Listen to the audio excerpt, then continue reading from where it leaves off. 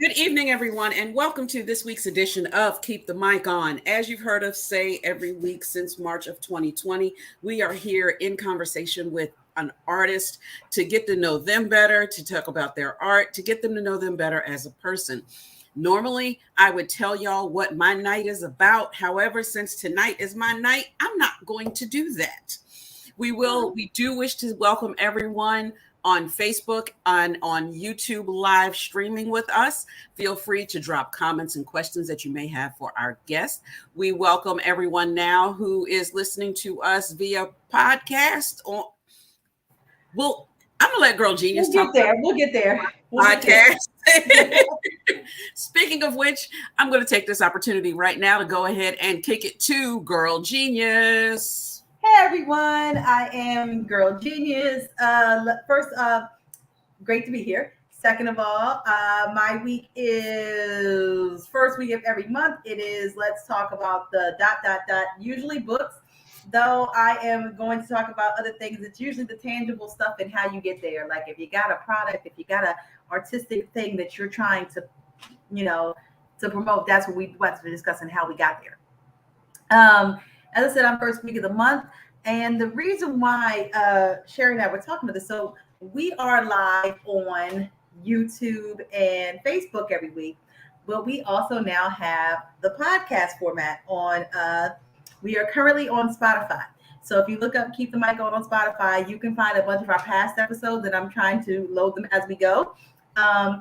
So there are a few, there are about, I want to say about maybe 10 episodes up now. 6 to 10, somewhere in there. It's the full-length format of the show, so go in and listen, find the jewels, all the good stuff. Make like, subscribe, share, bookmark. The more likes and shares we get, the better it is for us. The better it is for you guys. We can afford to bring you guys better, and bigger, and yay, and additional quality content, and do some stuff on the side that we've been trying to do for a while now. Anyway, that's where I am, and I'm so happy to be here with you, ladies, and our I say guest, because we'll find out who that is in a minute, even though you can see it. So right now, I'm going to stop talking and pass it to Kaniki J. She's like, which way do I point? It's so weird. It's always the opposite of what I think it is. Me too, every time. So hello, everybody. I am Kaniki Jakarta. You can call me Kaniki Jakarta because that's what my mama named you. We have been doing this since March 2020. If you are new, let me welcome you. If you have been joining us, then welcome back. Keep coming back and listen. Let me encourage you to please subscribe. Can you subscribe to us? Can we get a subscription? I'm saying you've been watching all this time. This has been coined the masterclass, so we bring in quality guests, and tonight is no different.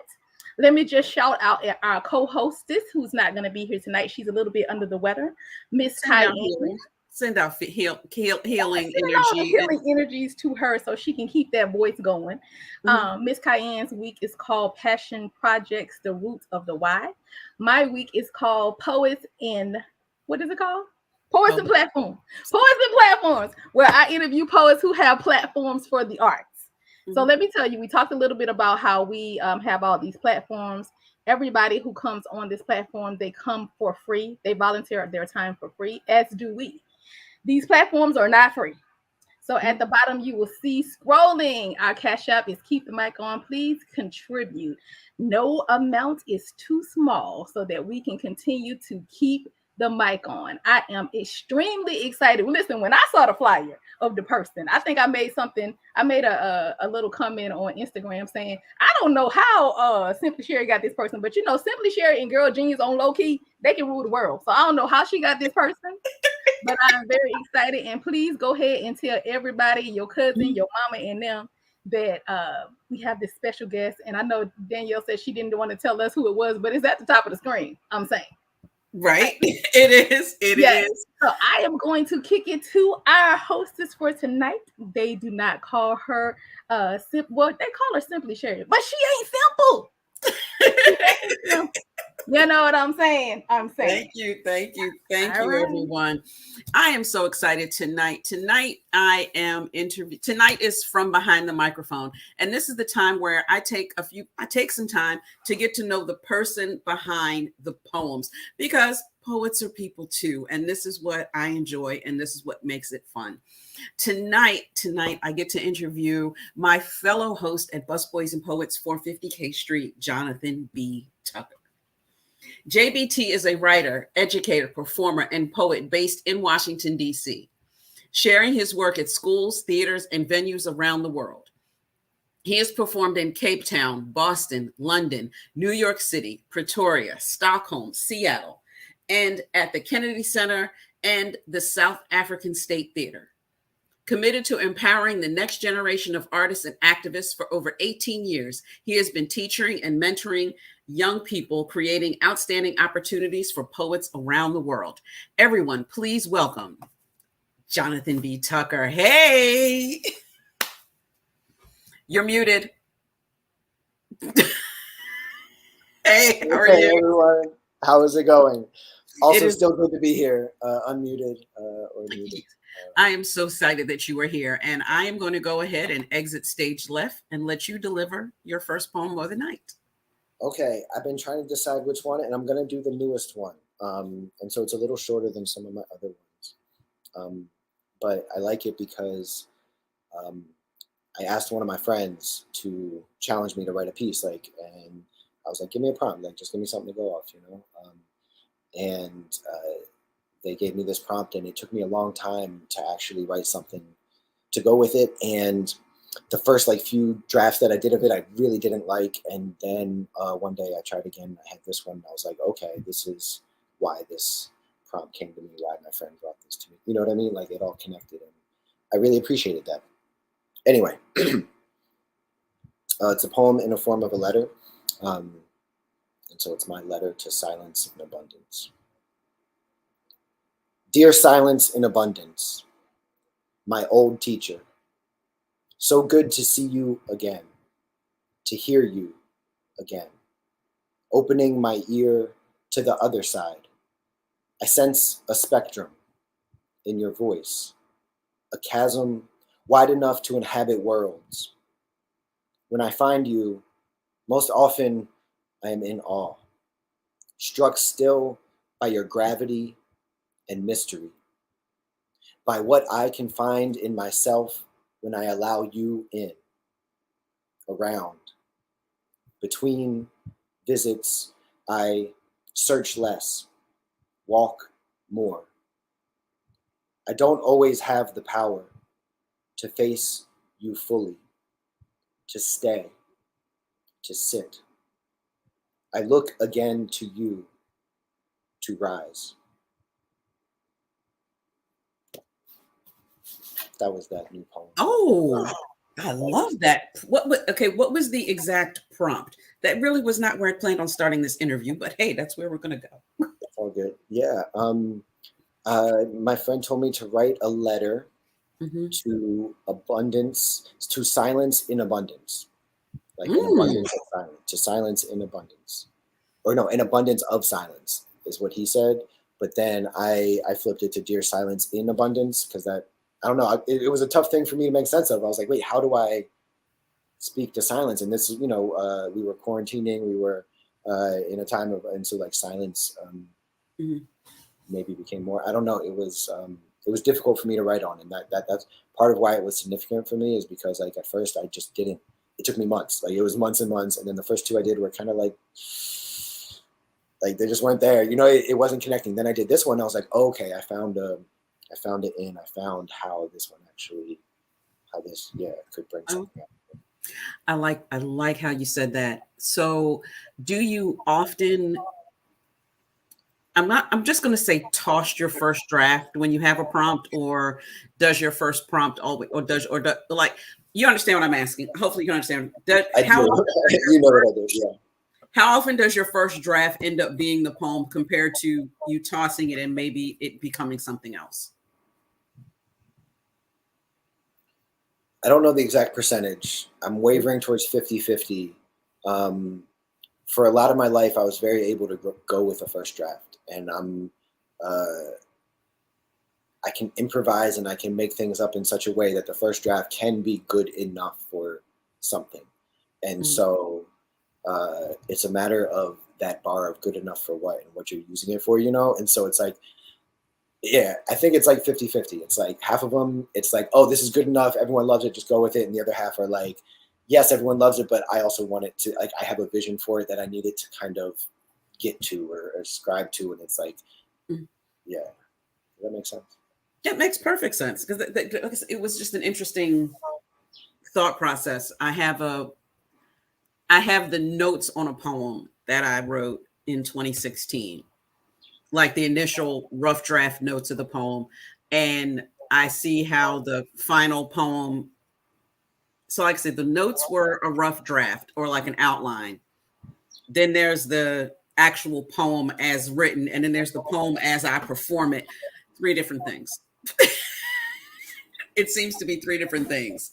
And also our 3 different identities that we all hold with us as we walk amongst these streets, and we're at home, and we're one person, we're writing the poem, then I'm on stage, and I'm another person, I'm reading the poem, and then I'm with the person who inspired the poem, and I'm like, wait, you're a whole poem. And you know what I mean? Like, wow. Yeah, sorry. Okay, I'm gonna write that down. Okay. So the poem was sparked while we were in quarantine. So my first question really was, how did you practice self-care? What do you do to take care of yourself in, times that are more stressful, times that are less stressful? I allow myself space to be fallible more than I maybe usually would. I allow myself space to be human. Like, yeah, sometimes it's about just giving yourself space. Sometimes it's about holding yourself accountable to the space you want to create. And so it's been a balance of both for me, where it's been sometimes you have to take a mental health day. You have to just take a day and do things for you. And other days you need a project, you need something that is driving you, you need something that's getting you up out of bed, and like also take the day off work, but do that, you know what I mean? And for me, plants have been a lot of them. There's some here in the background. I should have brought a bunch more. I think a lot of people caught that during COVID, but I'm glad I did. And houseplants and even out in my little backyard. Oh, so I've been growing a lot, and I've been giving them to people as gifts. Sorry, go ahead. Okay, so pre-COVID, you were not a plant person. Yeah, well, like not. Yeah, I didn't have them in my house. I wasn't spending money on them. Like, yeah, I maybe would have had 1 or 2 things. But yeah, now I'm like propagating stuff and like making these things. And like, it's a thing that every now and again, when I go and do it, it brings me joy. It makes me feel good. Like, and so I count it under the self-care thing sometimes when it's like, you're making a choice. What am I doing this weekend? Oh, it's nice out. There's so many things going on. You could do so many things. And it's like, I could also go get a plant. Like, I don't know, like sometimes that's fun. Like I could get a plant and I could grow that plant and it could be here. And like, yeah, you could go to the club and do all these other fun things, but it's like, which one is actually going to make you feel better? And so part of that self-care is like learning to recognize when the plant would actually feel better than I don't know, all the drinks or whatever. I say as I have a drink. It's okay. I understand. I completely get it. I was having a conversation about what brings you joy recently, like within the past like day and a half, and talking about purchases and things that I've made lately that were just made for pure joy. Yeah. And I get that about plants because I was the same way. I did not have a whole lot of plants 2 years ago, and now if you were to look out into my living room, I think I have 6. There's a plant they call the Wandering Jew, and I didn't know this before. And when I found out that you could buy a Wandering Jew at Home Depot or like your local whatever plant store, I was like, okay, this is messed up, but I also have to have them all. And now I have a whole bunch, and I keep propagating them, and I love them. It goes by other names as well. I think like Transcendentia or something. Okay. The inch plant, and so I've been giving them out as gifts to people, like because I have so many that I propagate, and they're so easy, and it's been lots of fun. So that's like my main one, and it's purple and green and like with a little silver. Ooh. It's beautiful. How did you go about learning to care for plants? Because there seems to be a learning curve. Well, I mean, everyone, like the same way we learn everything, we Google it. It's like I can tell you how to do anything. Mm-hmm. Step 1, Google.com, like Google how to do this thing. Step 2, follow those instructions. Step 3, success. Like that's part of it. Like, yeah, just looking stuff up online. I think people are afraid to hear that Google and YouTube. There's a lot of good information on Google and YouTube. People have been doing what we're doing. Wikipedia. I trust Wikipedia more than Britannica. You know?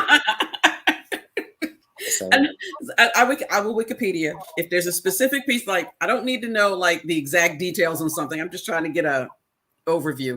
But part of my answer about like how did I learn about plants, I was going to talk about my work with young people, and having worked with young people for so long, and learning the patience and growth and like the natural processes of things, and when you know, to add the right amount of influencer or what they need, and creating the environment necessary for someone to grow, or something to grow.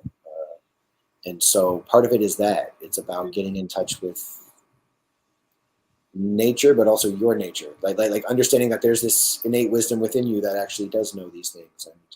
And it's tough. Like in capitalism, we're taught like, oh, if I go out and hustle more and do more and I make more money, then I'm better and whatnot. And it's like, but that doesn't actually bring the same fulfillment. Like there's a different fulfillment in pouring into something and putting your effort and care. And so poetry is in a very similar way. When you were asking about the drafts, and it was like, yeah, it's in a similar way to the plants, where it's like a lot of them die. The first drafts don't always make it, but we learn. And so, yeah, no, like part of no, I've killed a lot of houseplants. Like it's okay. Like you gotta just be okay with that and keep moving. And learn how not to. We get better. Yeah, exactly. Okay, wow. So that is actually a good segue, because I wanted to talk to you about working with students. How long now? You said 18 years you've been working with students, correct? Probably, maybe even more. Like I've noticed I have to tack on like a year anytime anyone asks me something because of the pandemic. I'm like, wait, nope, nope, another, yeah. So maybe even more than that. Yeah. Oh. When I was in high school, I started working with other high school students. When I was in college, I stayed working with high school students, and so around college time. So what age ranges are you working with now? So now I actually work with elderly people who have Alzheimer's or dementia. There's this program through the DC Department of Aging and Community Living, and I'm doing this once a week art, music, and poetry program with them. And the contract just got extended. Reggie Cabico and Joy Jones are doing it with me. They're the other teaching artists. It's been one of the most amazing and transformative experiences. It's been very challenging. It's a very different population. And but yeah, my engagement with youth, like now, every now and again, I'll go in and do like a poetry out loud, or I'll do like something else. I coach with DC Scores at Meridian Elementary School. And so that's been lots of fun. For people who don't know what DC Scores is, it is a soccer, poetry, and community service learning nonprofit that it's for elementary school students and middle school students. They might even have high school student program at this time. They've been growing. They're all across the country. America Scores. Cynthia knows, Sherry knows all about it because she is part of the team. Sherry.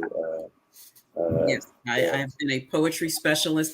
I've really gone back to look because I have no idea how long. I think since 2016. Yeah, I've been working with them as a poetry specialist. And last year I coached my first team. And last year I coached my first team. Like, yeah, I've always come in as a specialist. I've been the special come in person. I was like, yeah, I've gone to their slams. They got the West Side Slam, the East Side Slam.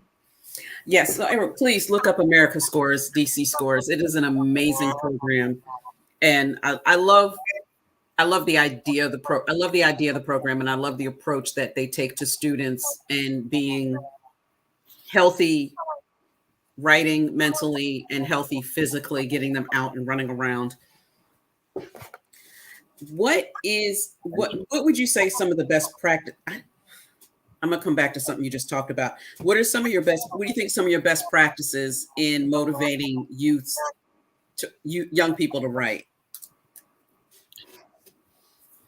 Some of the best practices or some of my best practices? Some of your best practices. Some of my best practices in motivating young people to write. Simplifying it, doing it, like showing, like just like doing it, and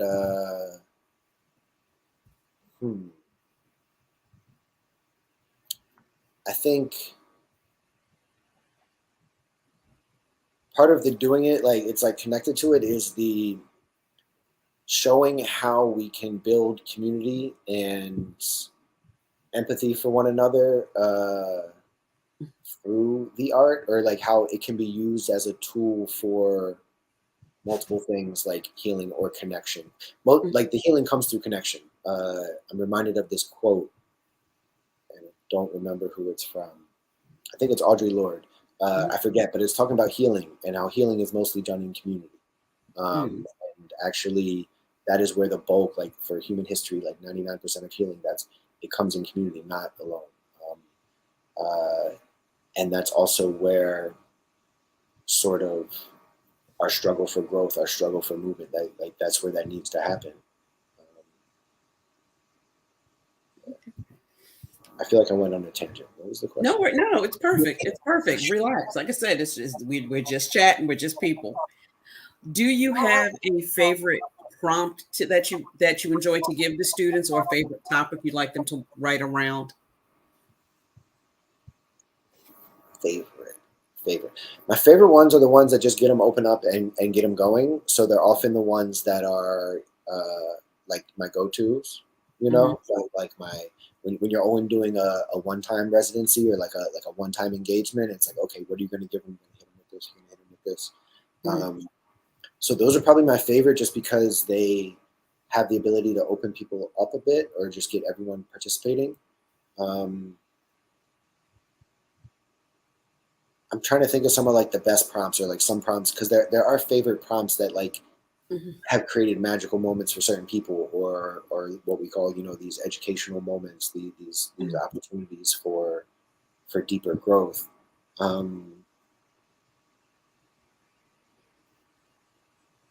I don't know. Yeah, no, I still like the basic ones. Like part of my poetry teaching practice has been like spreading it to people who don't feel like it's for them. And so I like to be able to simplify it and to be able to make it something that anyone could do, or to make it seem like playful and light before it gets heavy. Do you have I find, because I tend to come in at weird times, I find that it's always easier for me to start the students off with acrostic poems. Like they seem to get that format. So do you have a particular format, or do you just prefer them to free write? Or so the one I do is this. I like to set up a metaphor, and I call this one the magician. And I tell them like poetry is magic, and language can be magic. And magic, like many things in life, is all about believing in it. And so I ask them to make a list of things. It's real easy. 5 list of things, tangible things, items, objects, could be in this universe or anywhere, it doesn't matter. But then after you have that 5 list of things, the form, or the prompt is, this is not a blank. And the blank is where you select one of the things, put it in. You say this is something, and then you go into more poetic detail about what it is. And then I give them instructions about how to fill that in, and I give them examples. And so I say, this is not a pen. It's an ink spilling, poem producing friend of mine. And then I ask them, what did you just learn about the pen by what I said? You know, like, oh, we learned it's a friend of yours. Okay, so you learned my relationship to the thing, how I feel about it, what is our bond. Oh, we learned that it spills ink, so I learned what it does, what it's utilized for in society, stuff like that. And so then I list these things on the side, and I say, okay, take those things that you wrote down and say, what is it actually used for in society? What is your relationship to the thing? How do you feel about it? And then say, it's not this, it's these other things, and find an object or something you can relate it to that makes it a metaphor. And so because for me, metaphors were difficult. Poetry didn't come naturally to me. I wasn't good at poetry. As part of the appeal is I wanted to like understand what was going on. and also like understand myself and my feelings, and like they were both colliding in the words that we use to speak of them. Yeah. I like that. I like that. Let me bring you back now, because now that we've talked about writing with the youth, and one topic that I have not talked much publicly about is that I do have a parent that is dealing with dementia at this point. So how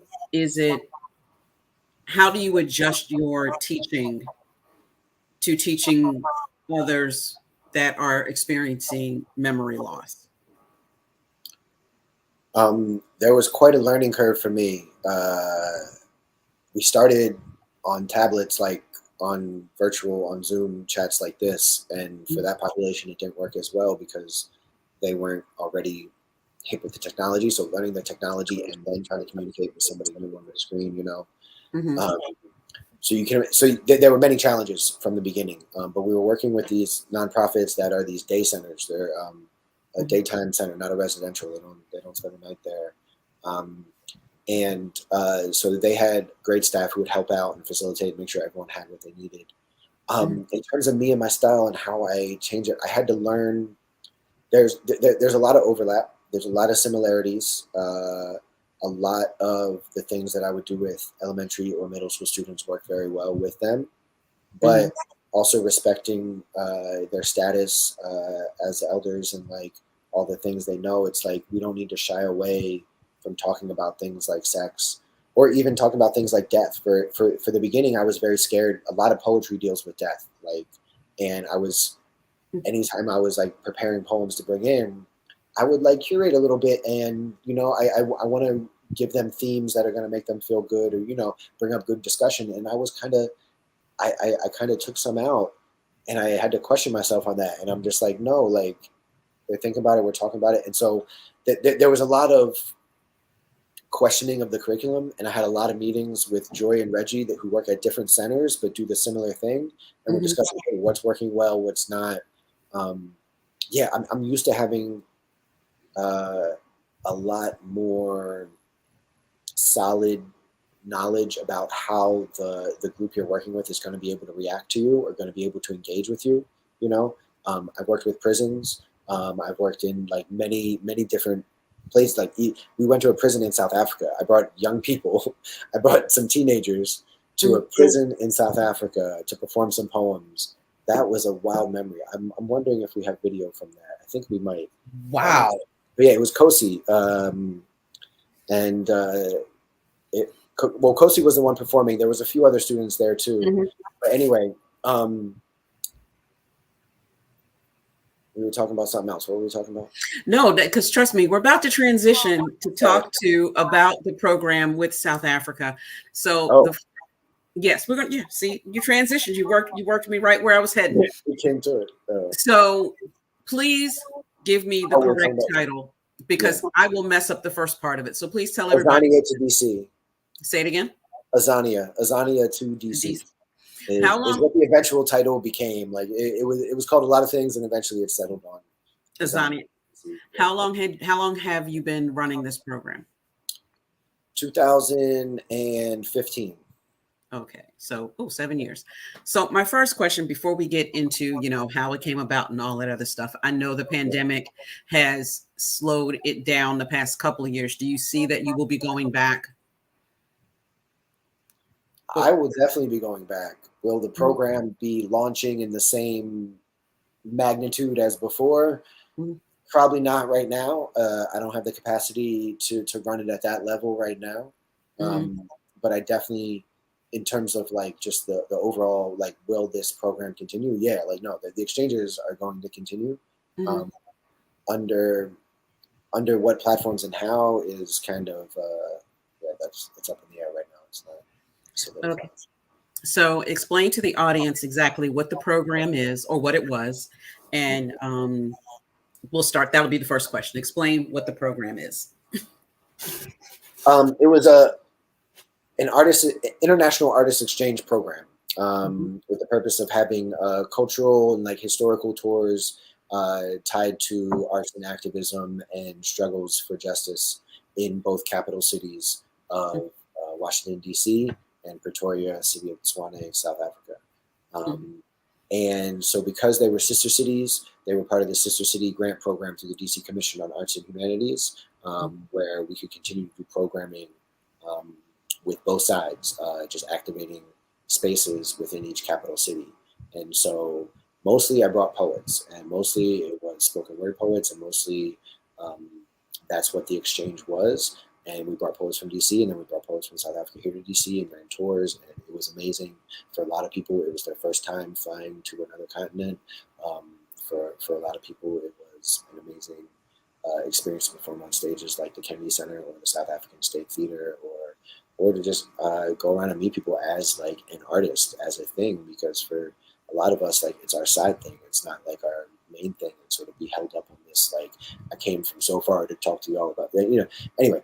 And so it kept going that way. In the beginning, we brought the DC Youth Slam team, but then they said we couldn't bring youth anymore, so then we started bringing DC Youth Slam team alumni, and then we just started bringing other adults from both sides that we would meet. And so we helped organize a competition in South Africa with our partners at Hear My Voice. Hear My Voice is a nonprofit organization started in Pretoria, South Africa, and led by my friends who we met on that very first trip when we went in 2013. And we continued to build with them in 2015, 2016. And I forget when they founded Hear My Voice. But it's been running strong now, and they have a lot of contracts, and like they're running some of the best slams. And so I would go over and help them run slams at these like local libraries or other art spaces we could find. We did some stuff at the Soweto Theater with like a full band. Like we had some pretty big shows. Oh, wow. There's some great video actually online you can see of some of the DCU Slam Team poets performing at the Soweto Theater in South Africa with the full band behind them and stuff. It was we had a lot of fun, and so there was some like government. It's like a public-private partnership, and so we were working with a nonprofit in the beginning, and then it became more of an individual effort, and now it's working with like multiple different nonprofits and some government agencies. And so it was one of those things where it's like, as the government agencies change and as things move, like, that's how things sort of come up and down, or opportunities present themselves. But I think there's definitely more opportunity for exchange, and specifically exchange with the continent. And I'm hoping that more of these artists, because the poetry is amazing, and like how many people hear it or how many people are privy to the fact that it's even going on. You want to bring it to more people, So one question I wanted to ask that came up while you were talking is when the artists travel, because I had the pleasure of meeting at least 4 or 5 of the poets that came from South Africa to DC. I know and you hosted them, and you hosted them, I think, at your open mics too. Yes, I've hosted them at open mics. They are, trust me, every one of the artists, they have slammed with me. And and I want to say, I think that was like only like the second time one of the artists had ever slammed. It's been amazing meeting your artists. My question is, how long were the artists here, and what else were they doing in the area while they were here? So each trip was different, but we kind of kept a format of having a certain number of visits to local high schools, because we had these poetry clubs and these slam teams at all these different high schools around the area for the Louder Than a Bomb DMV Teen Poetry Slam Festival. And so we would try to bring them around to them and make sure they had some chance to meet the students and talk with them and, have that exchange. And then it would also include, of course, shows. Everyone wants to feature at whatever biggest venue you got. If you're a poet going across seas, like, give me your biggest venue, please. And so I tried to get them on the best venues we could. And so we ended up having a good partnership with the Kennedy Center. And the Kennedy Center brought us in to do multiple different programming. In addition to the Millennium Stage, we did some educational work in their educational wing as well. And then also the historical and like cultural touring of the towns and going to the places where shit went down and where it's historical, like significant places on both sides. There's there's a lot of connective tissue between the struggles in our countries, and I'm of the age where I didn't really know about the struggle for against apartheid in until later, and I was just studying about it. But it happened during my lifetime. I just wasn't aware, and so it's like I don't know the corollaries between movements for freedom and seeing it happen in this way, and I think there's a lot to learn, and it makes for such an experience rife for poetry, touring both places and learning about the heavy significance of each, and what has gone down in each place, and how the storytellers or those who shape the narrative have a lot to tell. You mentioned that the program was public and private and started in 2015 when we definitely had a different administration than we had in 2016, 2017. You like how I said that? We could have two things for a little bit. Did you find getting the funding, being able to do the travel more difficult after the it wasn't cut off? They, of all the faucets they cut off, they didn't cut off this one. Okay. And DC, I think the arts agency had a little more flexibility in their budget to be able to decide that how they use the federal dollars that they do get, which will eventually funnel down to us in our program. No, even the embassy agency contacts I have, I'll put it this way.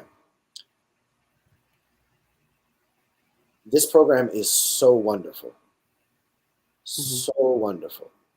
Nobody is going to say, don't do this. You know what I mean? Like, they came and saw the program and they were like, yes, please. Like, so even when it was a Trump appointee or whomever, during that administration, they were still very eager to work with us and say, oh, you're doing our job for us, like, in a better way. Like, oh yeah, please. Like we can't have these genuine connections. And that's the thing, like, to try to make the connection as genuine as possible. And it's difficult when there's such imbalance in power dynamics and, things. And so that's been part of a lifelong thing to, like, struggle with in terms of how do we actually make positive, powerful coalitions possible. Okay. On a logistics standpoint, from the time you decide the artist that is coming either way from South Africa or from America to South Africa, from the time that decision is made, how long is the paperwork trail before they can actually do the travel? It depends. It could be as short as like 3 months, but, like, we didn't really run it that way. So for us, it would be more like, half a year. Like, we would find out. Well, so it was different for both sides. The way that we would curate it. So I also brought painters. I don't think I brought up the visual artists, and I also brought crafters. Simpy, on the very first trip that we brought South African artists over this side, we brought crafters as well, who work with fabrics and other medium. And one of the reasons was because I would always see him outside all the venues. Like, it was part of the aesthetic of the thing. And I don't know, it worked really well. I always love artists in conversation and bringing together everything, to not limit ourselves to one thing and to say, all of this can and should inspire us. Of this world we've been given, let us use it all. But yeah, some of the visual artists that have come back and forth have been amazing as well, and have work that's still here in DC and still over there in South Africa. Oh wow! So, okay, I was just curious because I know there's in international travel, there's always a bunch of paperwork. So the visa that side, it's much harder to get a visa if you're a South African trying to come to the U.S. For U.S., you don't need nothing. No, for U.S., if you U.S. Passport, then you're good to just go for you can stay in South Africa for 3 months. And how long are the artists in either location? So for each tour, it was different. I would try to make it 2 weeks, just for flying that far. Like sometimes it maybe was a week and a half if people had job obligations or other things they had to get back to. But 2 weeks was like the average time. Okay, that's not bad. That's not bad.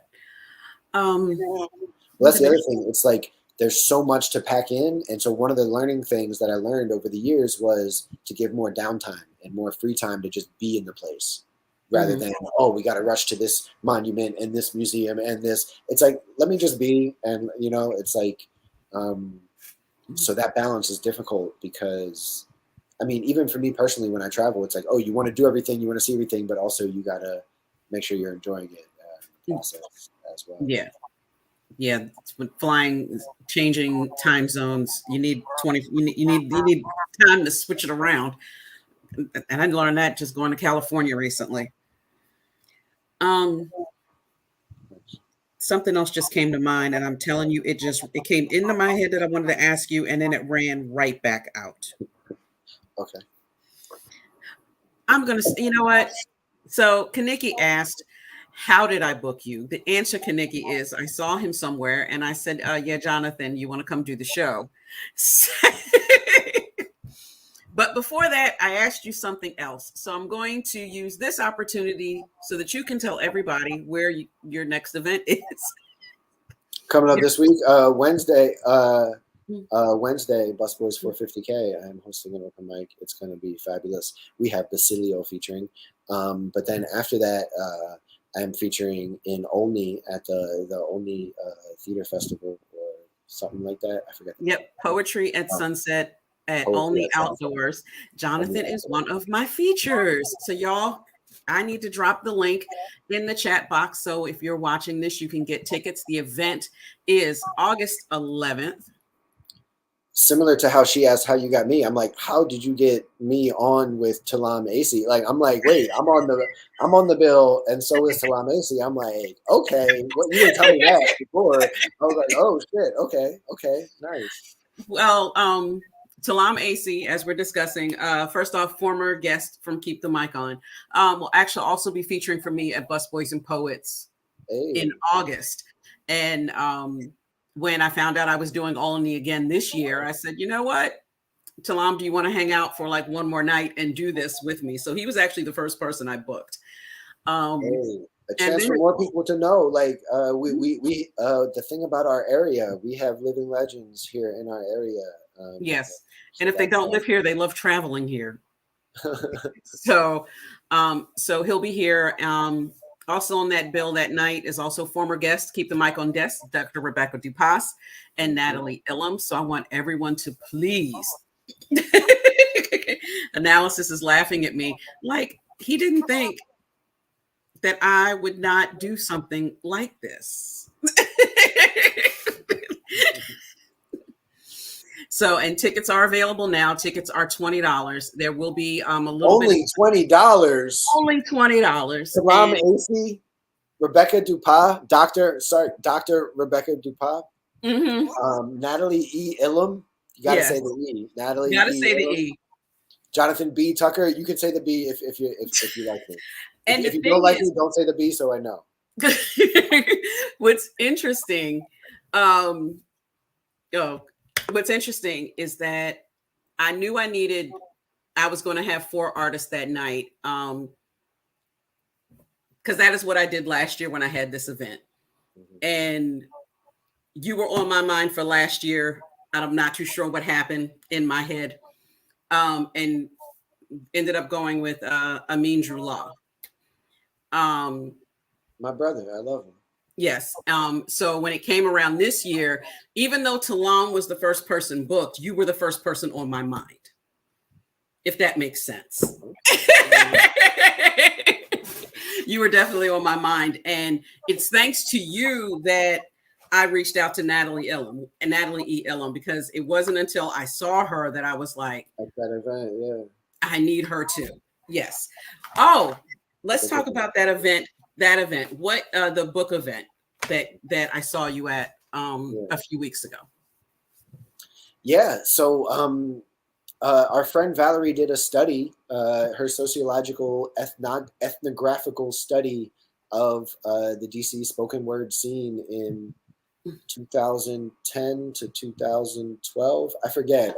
She narrowed it down in the talk. In the book, it's like, I think she was here for like 5 years. But anyway, me and a lot of our friends throughout the poetry scene were subjects of her study, and very willingly so. We were like, oh yeah, no, please do. And so it's great to see the full circle moment of when the book actually comes out, and like, she already got her doctorate and like, you know, graduated, has moved on, and is doing other studies and other things now. But to put together this book showing our lives and like the things that happened throughout the poetry scene here in DC, and sort of looking at it from a sociological perspective, it felt really powerful, like really awesome to seem like history was like right there, and you're like, but wait, like we're in the spot where we did this, and it just happened. Like, yeah, it's like, and I don't know how to describe it. It was great, and I like that someone was actually putting it down, and how accurate it felt. You know, it didn't feel like the story was being overblown or romanticized, or I guess, I mean, it was an academic paper, so there were like some academic parts of it. But it also weaved in our stories and our actual poems. Like, my poem was in the book. I was like, wait, you have my actual poem like in the thing? And I was like, oh wow, that's really awesome. And also like Mary Bowman and Mary Bowman's poems were in it, and like just seeing where things have gone since then, and sort of like I was speaking of with the students and the plants and like the environment, like how an environment can create the conditions where great poetry can rise and great poetry can come from. It's always a question of like, what are we doing? Like what are we contributing? What are the spaces, and what is the fertilizer? What is the soil? You know, what is the water that poets need to keep moving in this way? Okay, and Analysis has wonderfully, if you are on Facebook, That's the book. Speaking Truths, Young Adults, Identity, Spoken Word, and Activism is the title of the book. If you follow us on Facebook, you can definitely get to the link to get the book, and that would also be supporting the Worker Collective project known as Red Emmas if you get it from bookshop.org. Just another plug. I love Red Emmas. Please get it from there. Yeah, no, for those who want a more like a sociological view of the book, what she's specifically looking at is how spoken word and the poetry that we do can be viewed as a type of activism, and looking at the historical arc in the neoliberal structure that has come out of 1950s, 1960s, looking at what our society is and how movements for change have happened and what has been considered activism or not, placing spoken word poetry in a certain sense as a type of activism, and how it's used for organizing, how it's used for healing, how it's used for long-term movement building and growth and sustainability. And she's measuring that sort of, and she's positing through her study that spoken word is a type of activism in and of itself.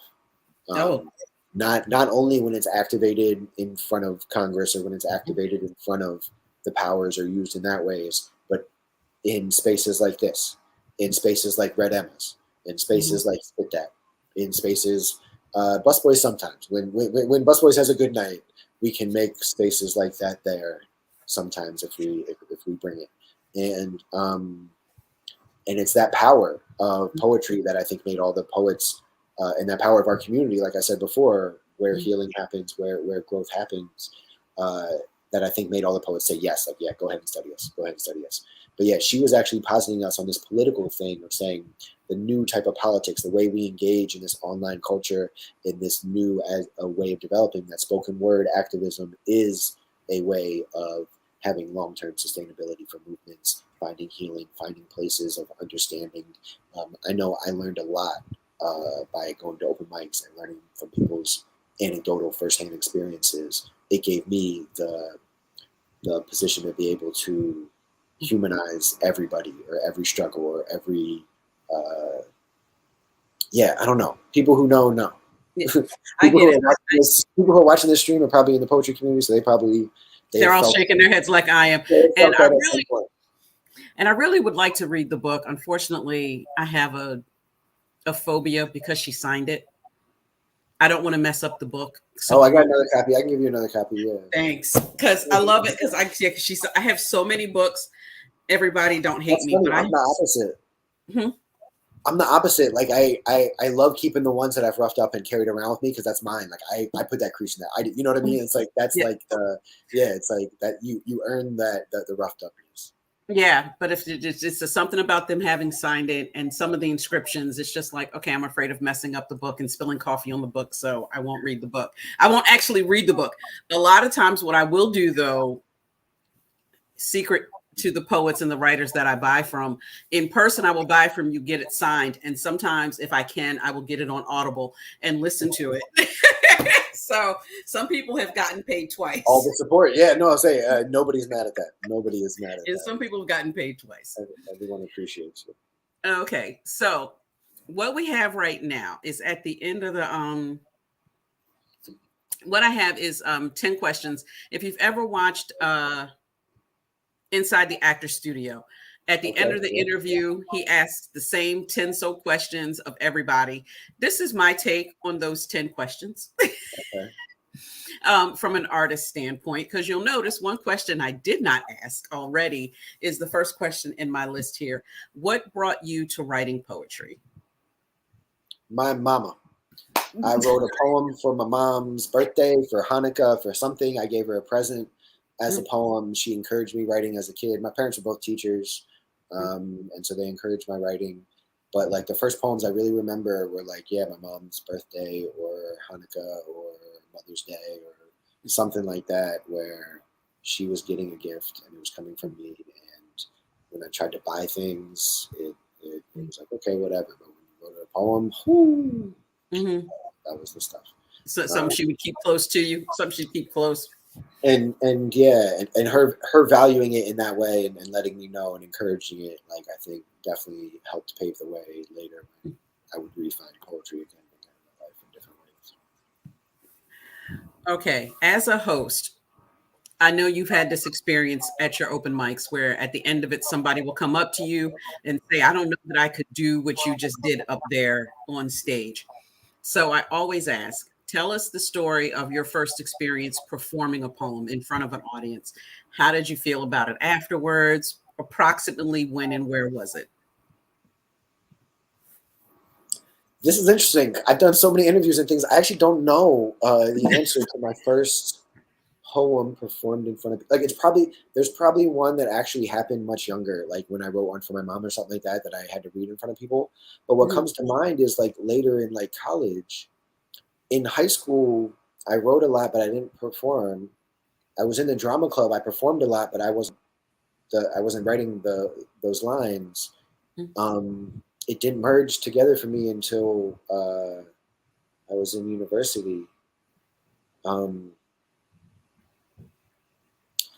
I'm mad I don't know the actual answer because now I want to research it and figure out if I can like search through my email or calendar or figure out like a thing that was actually the thing that wasn't. So the one that I'm thinking of is there was a rapper coming to perform at University of Maryland, and there was a competition to be one of the opening acts for them. And I wrote a piece that was like my big anti-war piece, and I auditioned with that, and I got to perform that on that stage. And so that's the one I remember as being like, after that, I believed, like everyone was coming up to me like, oh, you got to perform again. You got to do like, oh my God, you're so good. Like when can I see you? I was like, oh no, I just did this one thing. Like I do other stuff. Like I was like, come join my other club. And I told them about the other clubs and stuff. I was like, and it really was an organizing tool at first. It really was, okay, once we have everyone together and talking about this, here's a way to get them riled up. Here's a way to show understanding or draw the connections between certain dots if they needed those connections drawn for them. And so that's the one I remember as my first time like performing in front of public, like on stage, doing my own poem, clearly like a spoken word piece. But I'm sure there's one before that. Like I need to do some digging. I need to dig into that. When you come up with the answer, just email me. Let me know because I'm just curious now. You have chosen not to use a stage name. Is there a reason why? Anymore. Oh, wait a minute. Longer. I did not know. Longer. You've seen my email. That's right. That's right. You phenomenal John. So Phenomenal John was the DJ name for a little bit. It was also DJ Tuck Shop for a little bit when I was whenever I would DJ a party in South Africa. I gave it up at a certain point. You're right. It was a very purposeful move, not just because of the lack of quality of the name itself, but more so a thing of being like, I have nothing to hide. Like, I'm me. Like, I don't know. I don't mind if you know the real me. Like, part of the process of the poetry that we were doing was very much identity based and self-exploratory, and I became very clear that like I didn't have anything to hide. Like I'm fine with people knowing me as me. Yeah. Interesting. And then I had to add the B back in. That was the interesting thing. I had to add the B in because there is an actor, Jonathon Tucker. He's great. He's got a bunch of great movies and TV shows and things. He was an actor even as a kid, like all the way growing up, and he got bigger recently. And so I had to put the B in to distinguish myself because he was becoming more Googleable. Got it. Completely understand. Simply Sherry will lead me to a strawberry company, people that make strawberry confections. I saw your full name. We were doing the DC Scores thing. I saw your full name. I was like, oh, geez, that's the first time I ever said, okay. The number of people that I know who that is. The number of people that have said that truly do not know my full name. And it's not that I am hiding my full name, but it is the name I have because I was married. But my poetry career and everything that I am now has nothing to do with that. Yeah. So that's why I don't use it. And that's pretty much why I just don't use my name. Because people have 1,001 reasons to use whatever name they want. Like I'm all for it. I also think I think it's something that our culture is missing a little bit, like naming ourselves and like having that ceremony, that rite of passage when like you name yourself or you choose. I don't know. It seems like a missed opportunity, you know? Like in terms of identity formation, in terms of ownership of our lives. Ooh. Oh wow. Okay. Drop that. Okay, put a pin in that. No, it doesn't have to, and this is the thing, it doesn't have to be religious. Like, and so it can just be some Festivus for the rest of us. Like, everyone gets to name themselves at 10 years old. Like, you turn 10, you name yourself. Like, or I don't know, maybe I don't know what age it would be. I would say probably closer to 16 because I'd be afraid of what I would name myself at 10. But I definitely would have renamed I love my name. I love my name, Mom. But the number of Sherrys and the number of ways that people enjoy misspelling it. I don't know which way I would go, but I definitely could see pivoting off of it.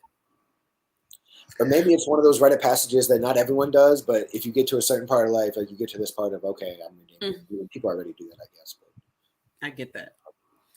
This question I did take from Dr. Dupas. She was in our chat one night and she asked our special guest, what is the name of the poem you haven't written, or what is the prompt for it?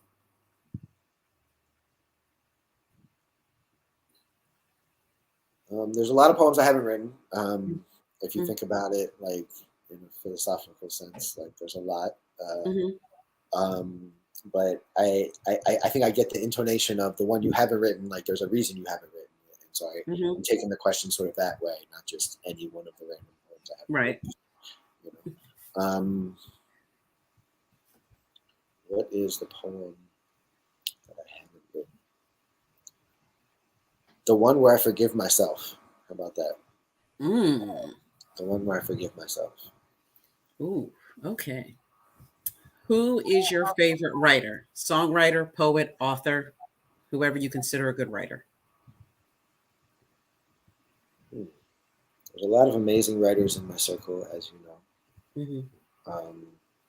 It feels weird to have favorites.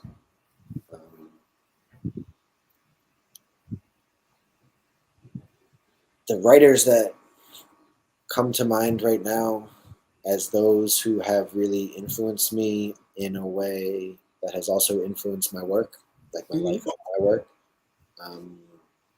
I would say Saul Williams and Jason Reynolds are two writers who have re-inspired me in different ways. And then also Safia El Hilo. She's a friend. I worked with her here in DC for a while. I've seen her grow from an amazing youth poet to like one of the most amazing poets. And so her writing,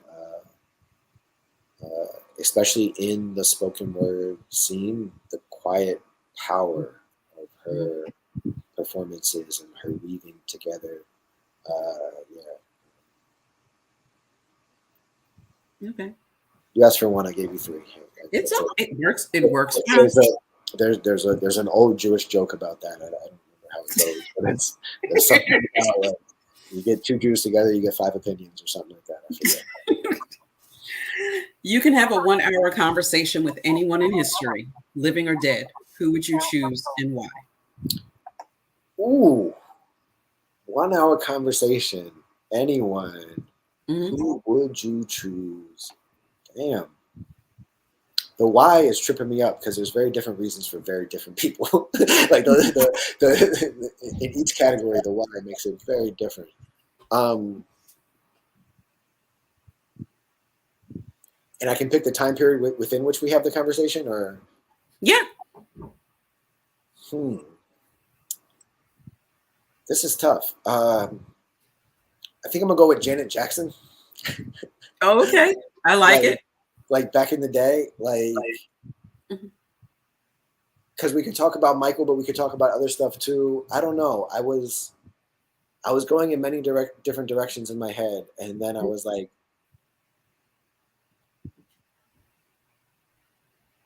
I have so many different answers to this question. I love this question. I think it's a great question, but narrowing it down to one makes it real difficult. I'm like, wait, but why one? Like, yeah.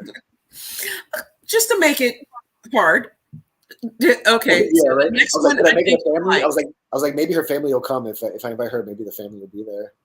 I get that. So my next question is, your perfect concert. The concert venue is set up for you. You have curated the show. The 3 acts you would like to see perform for you, living or dead. Damn. 3. 3.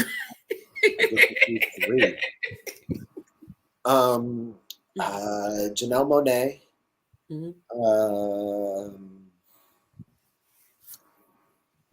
3 acts I get to see.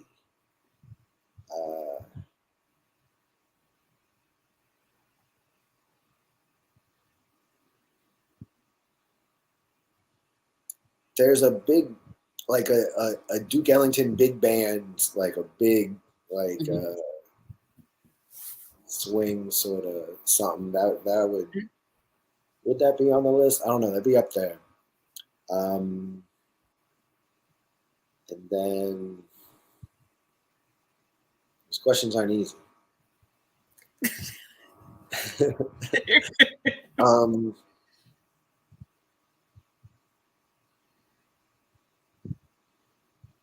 whole thing set up.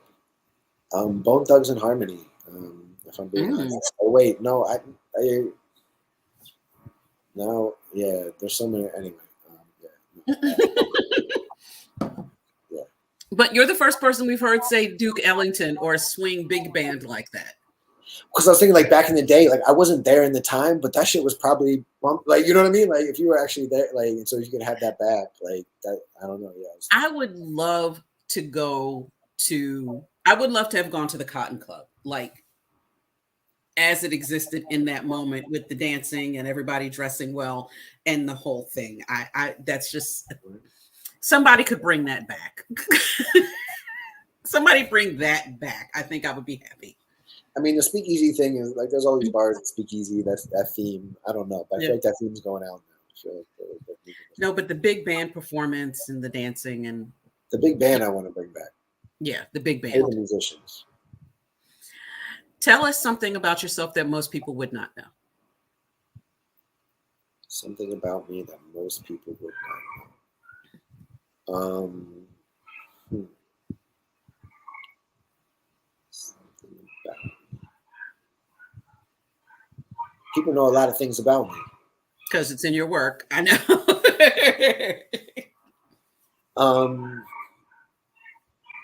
gonna give you. Okay, I got one. Okay. Most people would not know this. A bunch of people maybe know this. I don't know. When I was young, I had a mole on my face, like right about here. Oh, wait, maybe here. I don't know. Which side? It was blue.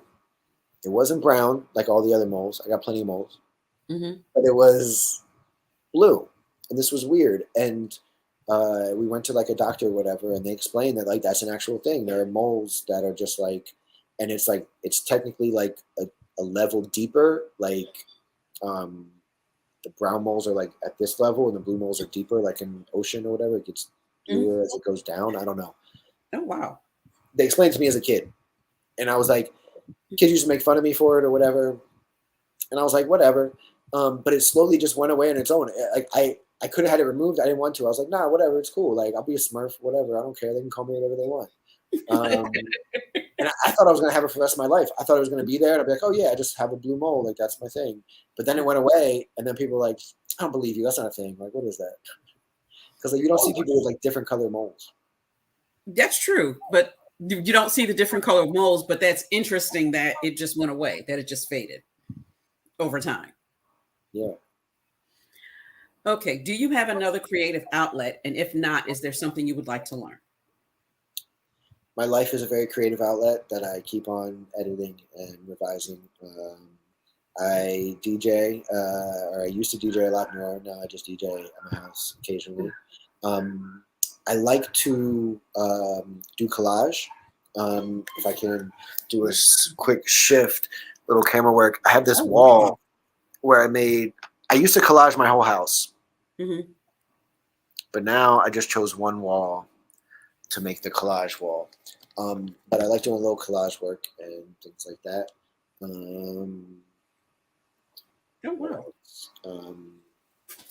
feel like I'm forgetting something. I don't know. I need to get better at some musical instruments. I do like music, and I am a little bit musical, but I haven't committed to it. So get it. I completely understand.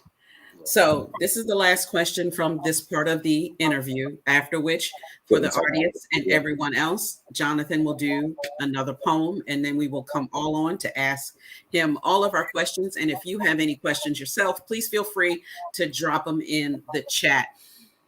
So, borrowed directly from inside the actor's studio. If heaven exists, what would you want to hear God say when you arrive at the pearly gates?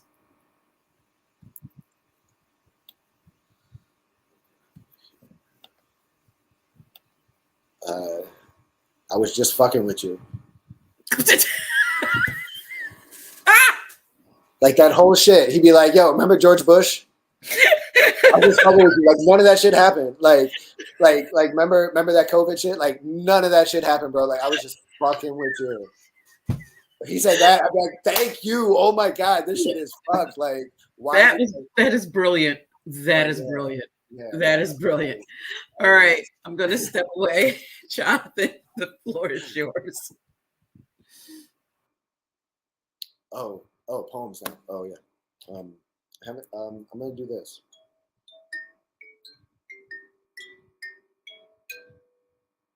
I don't know if y'all can hear that very well. I just thought it might break up the monotony of my voice.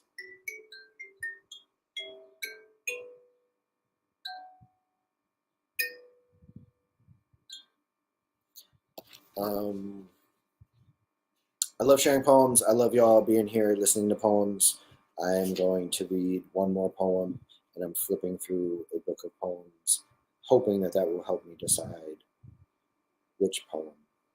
I think I want to read this one because I think most of you have never heard it, and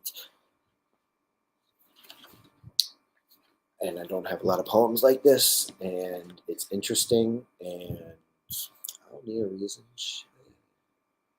I'm gonna have a second real quick.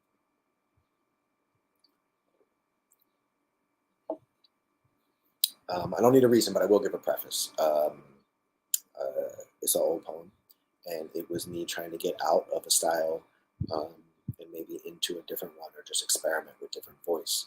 And I mentioned before, part of this experience of like finding yourself and your identity within poetry, or poetry helping being a tool that you can use to help crack yourself open to find yourself. This was sort of an experiment in that. And I think it's important that as artists, we continue to push and continue to experiment. And that's, I think, partly why I was compelled to read this one now, to remind myself and all you, my friends, of that. We rise to the occasion.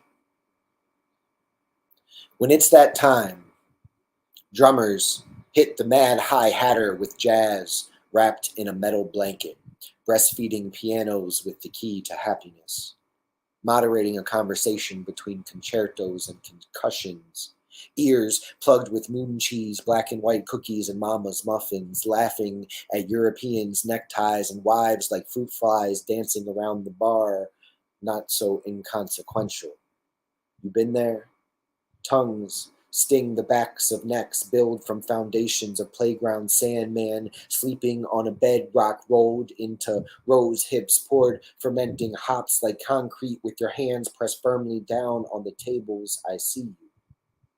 When imagining purple nights and orange mornings with strangers in the checkout line, up to your old games, down to the last decade before the expiration date on your idealism, always turning, taking advice from Hillel but not finding shalom. It goes both ways. Hello, goodbye. Giving in to output economies, competing with birds for pecking order, inserting seeds into earthworm inches, stretching chances like smiles across 60-year-old fences, stubbornly tall in the night. I want Banksy to paint a window to paradise on your walled arms. Graffiti on your guts like the colors of the red line blurred past your rusting memory of singers and springs. I have sandpaper hands and a woodworking brother. Let's talk to the night and ask for a massage. Bring aching knees back to life to shuffle once more. Let your feet not be weary. 23,000 steps to get here. Now is not the time to stumble. Walk with purpose. Queens can go far in any direction, and it's not limited to the surface. So dive head first into city blocks, schoolyards, and winding back roads like they were handmade bags for your dreams. Let us open them together and break the seams apart simply for the sake of liberation. Can you see it? Critical consciousness, rising tides of mainstream waterborne children, creating symmetric waves, particles of a revolution unfazed by observation, unchanged by study, untamed by convention, connected with intention. When it's that time, we rise to the occasion. Have you been there? Always turning. Can you see it? Elders burning in star light years away, not so distant, free sky, sun, moon. We shall always see you as the tree remembers full bloom, as the roots remember seed, and all that was and is in love finally becomes we, rising to the occasion. That's a cute little old poem. Okay, so is the book still available? No, I'm just showing off a book that's not available. It's an old one. New one available in 4 years. Give me 4 years on it. Maybe. 4 years for a new one? Okay. All right. I mean, hey, I was supposed to have one in 2016, and I still don't have one. So, if there's a manuscript out there somewhere, there's just not the will to give it to the people yet. Could be 10 years. Who knows? Exactly. I'm like, let's be more realistic. Let's be more realistic. 10 years.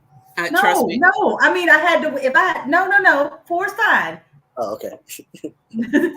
Now, I'm not one to talk. I have a title for my next book. I have some of the poems already put together for it. Have I finished it?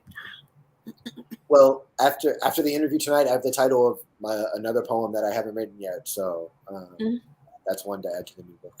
Okay. Perfect. Audience, if you have any questions for our guest, Jonathon B. Tucker, feel free to go ahead and drop them in the chat. We will be more than happy to ask him. I am going to open the floor up to my fellow co-hostesses, and I'm surprised our secret male member hasn't come back yet because me too. Dying. I know he's got a bunch of questions too. Yeah, he's got all the questions. There he is. There he is. Add him on to the screen. I've been here. I've been laying low in the cut. You think I was gonna leave on JBT? Yes. Yes, and our not so silent other member, the baby, is in the background. So anytime you hear me online, the baby will be sidelining. She's always the co-host. So if you hear a baby talking, she have discovered her voice. She's in training, and she's our not so silent member. Pretty much. Jonathon, I was looking, I don't know where I put it, but I'm going to tell you when I find it. I was hosting Busboys and Poets online on Wednesday, and I was asking people, like, how did you hear about Busboys? How did you hear about the online? And then so someone from Africa said, Jonathon B. Tucker. I said, what? He was like, tell him to come back. So as soon as I find the handle, I will send it to you so you know who said it. I was like, that's amazing, you know. When we went online, we started bringing everyone, and it's like we had this ability for so long, and it's interesting. Apparently he knows who you are, because he said you need to come back to Africa. I don't disagree. Yeah, exactly. Gotta keep moving. You just gotta keep moving. Yeah. So I'm sure I probably missed this. How long have you been performing poetry? Performing well or just performing? Performing in general.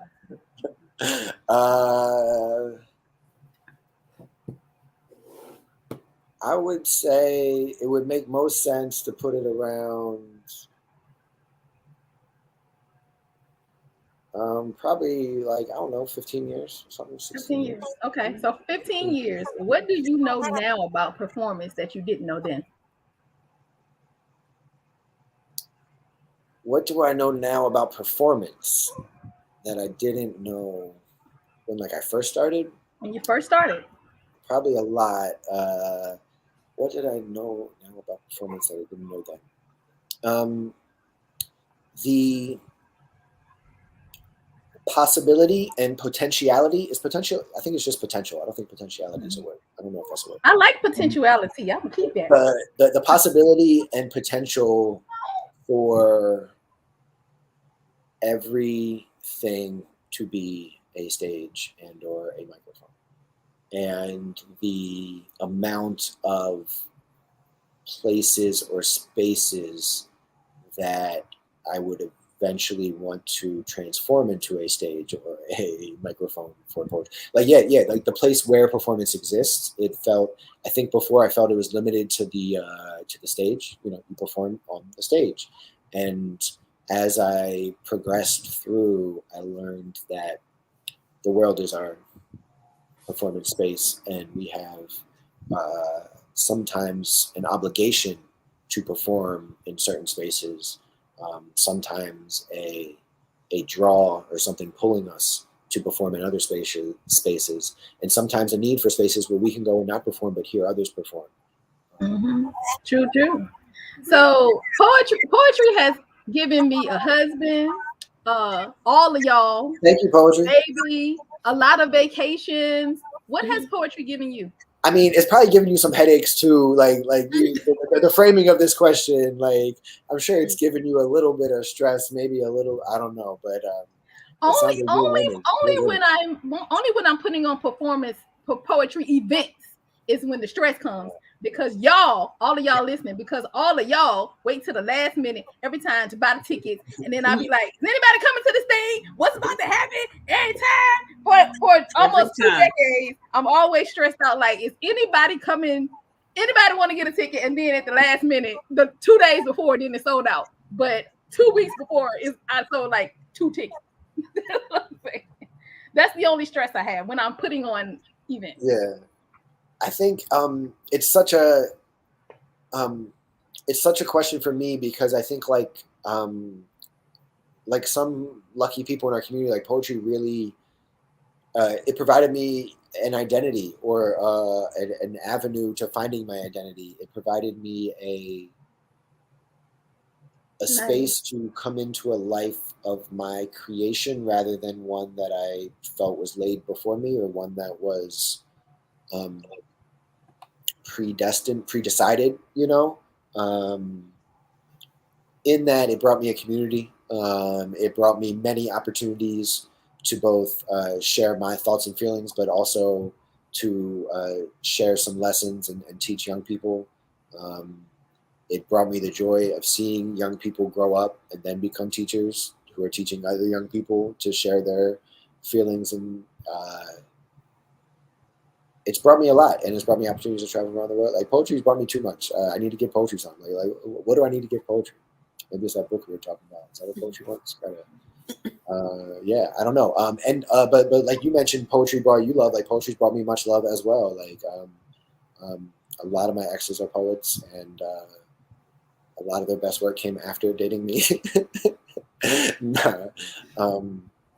But yeah, like, no, it has brought me into connection with a lot of people that I would not have had that connection with otherwise. That's fantastic. I love that. I'm actually really surprised, Kaniki, you didn't ask. You did, as a follow up to your first question, you didn't ask, like, because we just discussed this. Like, where's the weirdest place you've ever done poetry?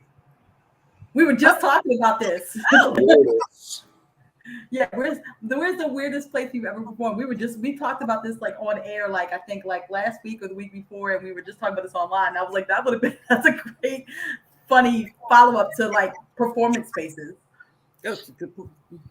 Yeah. I'm trying to think like how to categorize weird or whatnot. Like, I've been in some like very different spaces. I don't know which is like the weirdest spot. I mean, performing on like the metro when we used to just like jump in and do these little jump out on the metro and perform there and move around, like that was weird in a way, but not that weird. Like, it's just like a metro performance, like that's a kind of standard street activation type thing. Performing in the prison was weird, but like not weird, but just like different. Weird. Yeah, like I'm thinking weird, like odd, weird, like you want to expect. Like, I'm sure there's been a thing where it's more like what's it called, contextualized, where it's like, it's someone wedding where you were just attending and you weren't expecting to perform, and they come up and they're like, "Hey, will you perform now?" It's like, "Oh, that's weird. I don't know you." And so I was trying to think of one like that, because there've been weird circumstances where like all of a sudden you find yourself performing, and you're like, at a Denny's, and you're like, why am I performing at Denny's? Right? Yeah, I've actually done that a few times. Denny's, IHOP, Backup cars is often very weird. When like, yeah, you're just like on a road trip or something, and you're like, oh, let's just perform here. On an anchor, literally on top of an anchor in the middle of Baltimore Harbor. Like, we're here, jumped on the anchor and just started doing poems in front of a cruise ship. So Serena writes, it's an amazing to have met you and when I worked with you at the Kennedy Center. Thank you for connecting me with artists from South Africa. We will be connected for many years later because of you. Salute. I just wanted to make sure that you saw that comment. Thank you, Serena. Thank you. Yeah, no, I remember. Yeah, no, I was talking about those connections before, how we were able to get them into the Kennedy Center and do some amazing programs. Yeah. Okay, everybody, sit back, relax. It's analysis's turn. Yeah, I mean, it really just follows on what you just said, Jonathan, and what Serena was talking about in terms of those international connections. And I want the audience to know how valuable it has been when you brought Busisiwe Mahangu and Moafrika Mokhati over a few years ago, shortly before the pandemic. Two young sisters, two poets that are very dynamic and doing their own things in South Africa. And, I was already looking forward to staying connected with them, partially because, obviously because of their talent, and their abilities, and both of their books that you were able to distribute to me, I have sold out of Red Emma's. And plan on restocking, but also. Oh, so you need some more? Let us know. Yeah. Yeah, most definitely. We will do that before the end of the year as the store gets up and running again in the new location. And of course, as you know, and for audience benefit, because that region of the world is near and dear to my heart, by having lived in Lesotho for a little bit during the anti-apartheid days. And so to see that type of talent, and I should say that when I lived down there, it was 30 something years ago. So I was not on the poetry scene. I was not doing this. So to kind of revisit, at least mentally, that part of the world poetically now is a dynamic thing. And so that connection that you made for me with Busisiwe and More Africa during the pandemic, they actually featured for me at Red Emma's Mother Poetry Vibe via Zoom and or IG, whichever I did it on. And that's the type of taking advantage that we often talk about here on Keep the Mic On. There's so many guests talk about taking advantage, even in the pandemic, of those types of networks and connections and what have you. So I just want to make that comment and thank you for that. And, just watching you do that over the years. I can't remember if you actually had a hand in bringing Clabiso Vili over. Yeah, both times. I was able to bring him twice, yeah. All right, I thought so. So just the way you are putting in so much effort and your dollars and time and everything else to keep those connections alive, as you talked about tonight, I personally thank you for that, because I really think that so much of the community benefits from that. And speaking on their behalf, so much of the African continental community in the DMV, I know has benefited from that, because I have connections there, and they have really benefited from having those poets and having those artists come through. So I want to thank you for that. I sometimes enjoy asking Keep the Mic On guests about your artistry as it plays out in faith communities, and whether or not you have an opportunity to bring your poetry and bring your artistry into faith communities, whether it be at synagogues and shuls, whether it be in other faith settings, either Jewish or interfaith or what have you, and how the reaction is. Is it a chance? Is that an outlet for you to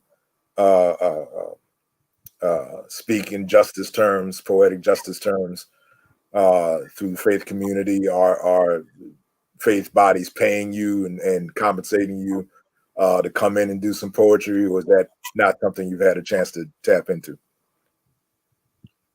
So it was actually part of my my genesis in poetry. My beginnings here definitely came from faith communities, not just my own. So I was brought up Jewish, and so a lot of the Torah is very. It's just poems. It's just straight up poems. A lot of the Psalms, poems, like that's what they are. And so, having read all this stuff growing up, it played an influence. But like I told you, I got started writing poems to my mom, or like just other stuff at home. But then when I was I went through Hebrew school, I did all that, but like I didn't really believe, I'm not super religious or whatever, but I had connections to my community there.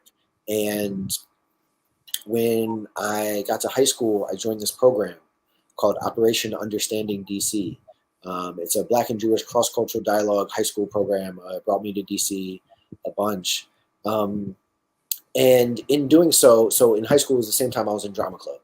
Same time, and then I started writing poems about having crushes on girls. It's not about my mom anymore. It's about so and so. And then I'm mad about something else. And then 9/11 happens, and then I'm mad about this. And so I enter this program, Operation Understanding DC, which gives me a critical lens to look at the news and to look at race relations, to look at what does it mean to have a racial identity? What does it mean to have a religious identity? What does it mean to be part of a diaspora? What does it mean to be part of, it opened my eyes to a lot of conversations and questions that I wasn't having in my high school. And having gone through that, I had access. So the last part of that program was then taking what we learned from that program and going out and facilitating dialogues. And so I had that aspect of the faith community in terms of I would be going into different synagogues or churches or mosques, and we would be talking about racism. We would be talking about discrimination. We'd be talking about interfaith issues. But I didn't have the poetry at that time. And it was through coming back after I graduated college to work for that OUDC program and to be one of the teachers of that program. That's when I made it on DC Slam team. That's when I was doing poetry on the side. And then I brought poetry into that work. And so I was one of the teachers teaching these students in the program and leading them through the thing of discovering their own identity in terms of their religion and how they connect, and then how they can use that as a tool to continue the movement for justice here in this country and worldwide.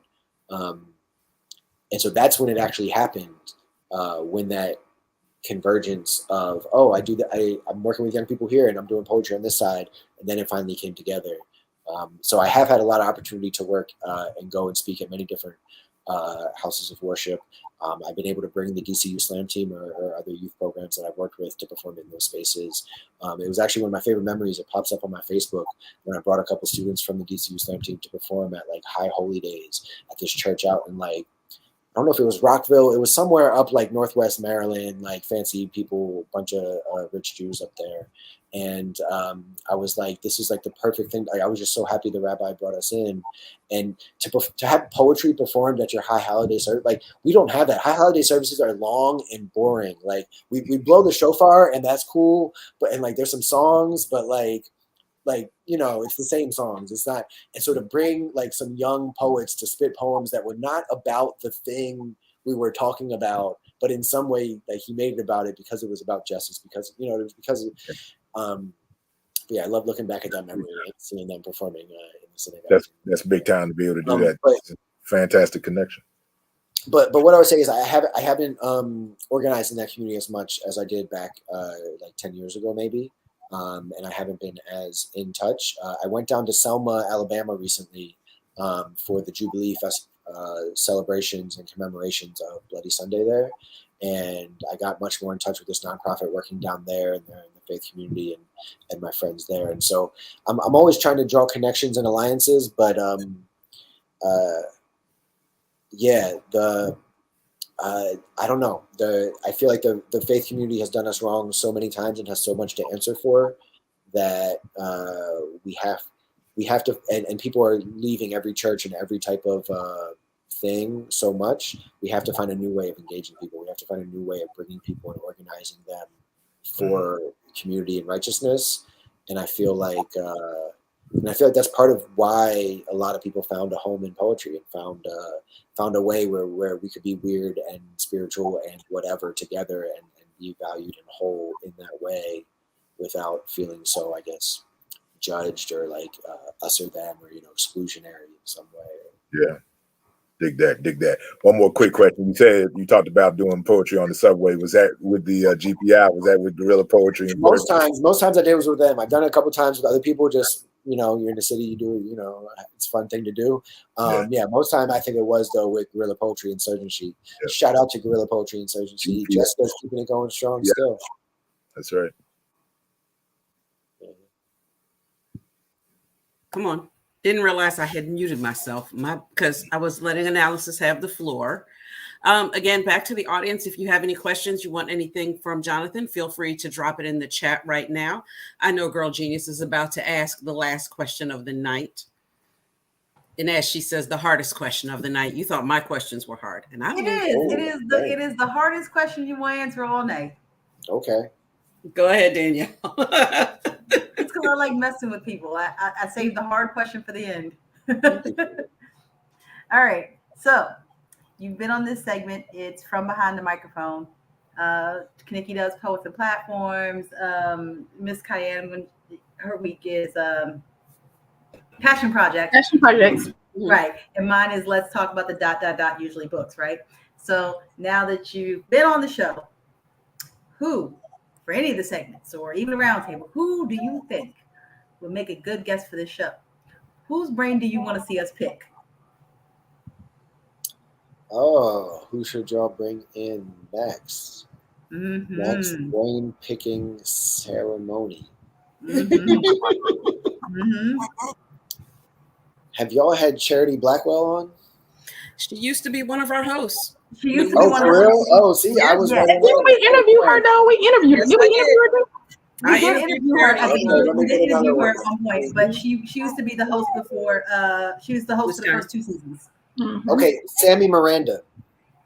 Oh, you know Sammy Miranda? I don't know Sammy Miranda. No. He's amazing. He helps to organize the American Poetry Museum over in Brookland. He's been on the scene since way back in the day. Him and Kenny Carroll and like Jose Padua, like classic DC poetry heads. They're amazing. They just had a reading actually yesterday. I think I missed it over in Brookland. But yeah, you might know Kenny Carroll Jr., but Kenny Carroll Sr. is an amazing poet as well. But Sammy Miranda, in addition to doing poetry, he's been doing some visual artwork as well. But the American Poetry Museum in the Brooklyn Arts Walk, normally like every weekend on like Saturdays or Sundays, they do a little poetry reading with the jazz band. Know who you're talking about. Soon as you put the location on it, Sherry knows the location. We happened to we it's right here in my neighborhood. Had a chance to meet Sammy very briefly while back. He's amazing. Yeah, no, I have a book of his work. He's really good. Yeah. Oh, we will definitely. That is a definite good idea. Thank you for that one. See, the first one was too on. You all knew the first one, so I had to go. It's all right. Well, we're 3 years in, so everybody's like, "Have you had this person yet?" You might have hit one that we've had. We still working through the original list. First of all, that's true. I'm not gonna lie, we're still working through the original list, and after 3 years, we still working through the original list. This is the poet I want on right here. Look at this poet. Hey, Selah back here making all the noise. Like, yes, I like that. I like Jonathan's voice. Let me talk to him. So the first thing I want to say, everyone, please give a round of applause to our special guest this evening, Jonathon D. Tucker, JDT. Quick reminder. 3 reminders. One, as Kaniki said at the beginning of the show, all the artists come on here volunteering their time, their energy. We have Jonathon's Cash App and PayPal scrolling across the bottom of the screen. Follow him on his website. Make sure you find out where he is and what he's doing. This Wednesday at Busboys and Poets, 450 K Street, featuring again Basillo, amazing artist. And then he will be part of the special guest showcase at Poetry at Sunset at the Olney Theater on August 11th. So olneytheater.org. So please come out and get in touch with this artist. We will be back next Sunday at 7 p.m. Kaniki is hosting, and our special guest is... Well, how about this is one of the first people I ever published back in the day, almost 20 years. So he actually hit us up. It was like, hey, can I be on there? So we're going to find out what's been going on with Nicholas George. Okay, cannot wait. Also, if you are just joining us for the first time and you are not aware, if we have a month that has a 5th Sunday, like July does, we will have a 5th week roundtable interview, and we are bringing in a much beloved artist to us, who we have had on the show before. But as we say, there is when we know what we were doing and when we didn't know what we were doing. So he's from the before time. Correct. Just know what we were doing. That's the 3rd guest we ever had on this show, and definitely needs to be brought back for a roundtable. So we will be in conversation with C. Thomas, and we are very much looking forward to this. Thank you, Serena. We appreciate that. So everyone, please stay safe, wash your hands, and be back here next Sunday. And if you can't, the broadcast will still be up on Facebook and on YouTube. If you're on Spotify listening to us and you want to see what everybody looks like, Facebook Live on all social media. Facebook, Facebook, YouTube, now Spotify for the older ones if you want to go back on seasons. But yeah. Yeah, so come on back and join us. And we will see you all again next week. Good night. Bye-bye.